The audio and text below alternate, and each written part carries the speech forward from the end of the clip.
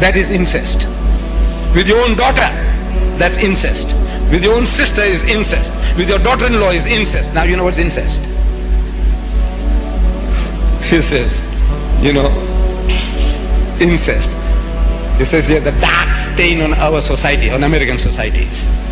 13%, 13 out of every 100 white people, American Christians, they commit incest with their own daughters. They sleep with their own daughters, using them as wives, their own daughters. There's no backward nation on earth who does that. He's saying, he's crying. And in this book, he's giving us that in the Holy Bible, there are 10 cases of incest. In this holy book. As if this is a textbook on incest. If you want to know what type of incest you can do, get this book. It will tell you 10 different cases of incest. Father cohabiting with his daughters is here. Son with his mother is here. Father-in-law with his daughter-in-law is here. Brothers and sisters are here. In this holy book. But they want to push this down your throat. He said, you're going to go to hell with this Quran. You say, you haven't got it. You must put this book away and take this now. We'll teach you 10 different types of incest. We'll teach you. This Quran can't. Wallah, it can't. There is not a single case of incest in this book to tell you, you can do this and that and that and that. There's nothing here. But they're telling you, get rid of this book. Get this, and it'll take you to heaven. And it'll take you to hell here and hell in the hereafter. Both. Jahannam both ways. Here, you'll be in hell. 8% of the whites of South Africa, they commit incest with their own daughters. 8%. That's what they tell us. Maybe more, but they tell us 8% of the white people in South Africa, Christians, they're committing incest with their own daughters. Americans, 13% they commit incest with their own daughters. And that nation is worried about you, want to take you to heaven. They are in hell now, and they want to take you to heaven.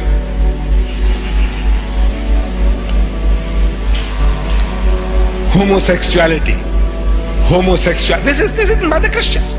Homosexuality. There's another one called Sodom and Gomorrah. Lut alayhi salam, his people, Sodom and Gomorrah was destroyed. He says here at the end of one of these two books, he says, America. He says, America, he says, God will judge you. This is what Swaggart says. Oh, he's master of speech, the way he does it beautifully. Says America, says God will judge you. If he does not judge you, he means destroy you. If he doesn't destroy you, say he might have to apologize to Sodom and Gomorrah for what he had done to them. We read about Lut, Allah destroyed them. In other words, Allah destroyed them for this, unnatural lust. For that, Allah destroyed them. Says if God doesn't destroy you, he'll have to apologize. I'm very sorry, I treated you too hardly. God will have to apologize. Make tawbah to Sodom and Gomorrah. That's what he says. In other words, you have gone to such lengths. 300,000 sodomites, Lut, they gathered in San Francisco on a pilgrimage, led by 50 lesbians and motorcycles. And they want to save you. No, they want to corrupt you. They want you to be like them.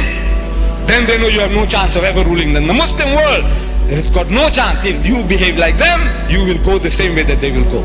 Otherwise, you are destined to rule the world. Allah is telling us in the Quran, He's given you a deen. He said, لِيُزَهِرَهُ عَلَى الدِّينِ كُلِّهِ. A deen that is to master, overcome and supersede them all. Kulli. Whether it be Hinduism, Buddhism, Christianism, communism, every ism, Islam is destined to master them all.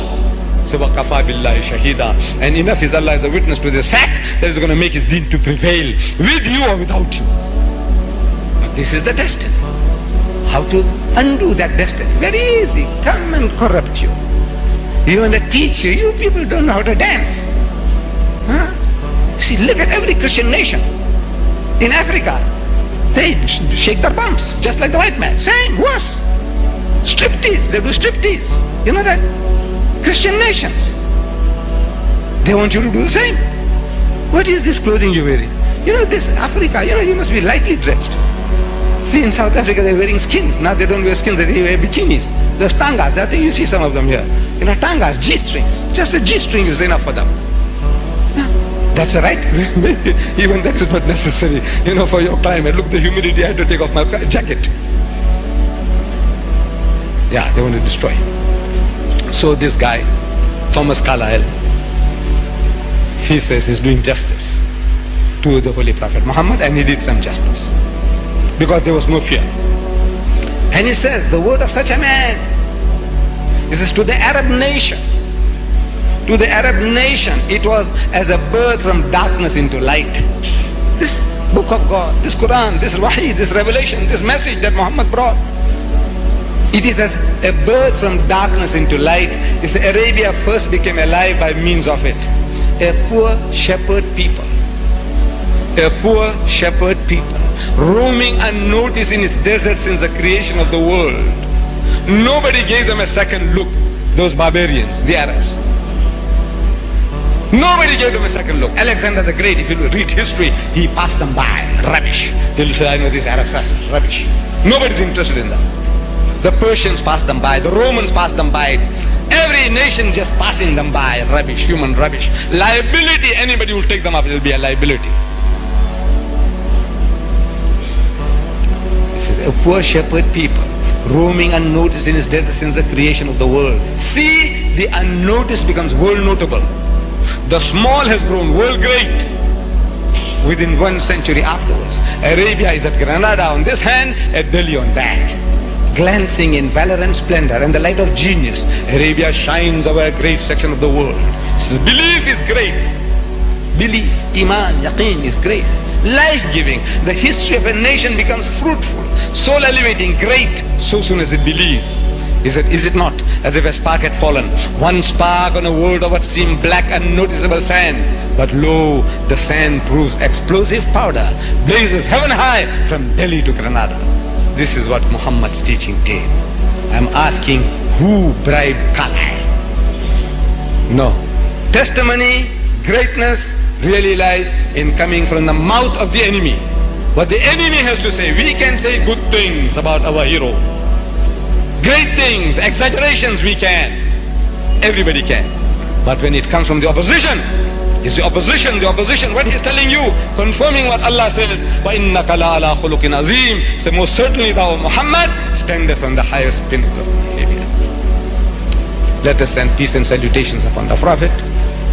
إِنَّ اللَّهَ وَمَلَائِكَتَهُ يَصَلُّونَ عَلَى النَّبِيِّ يَا أَيُّهَا الَّذِينَ آمَنُوا صَلُّوا عَلَيْهِ وَسَلِّمُوا تَسْلِيمًا اللهم صل على سيدنا محمد وعلى آل سيدنا محمد وبارك وسلم.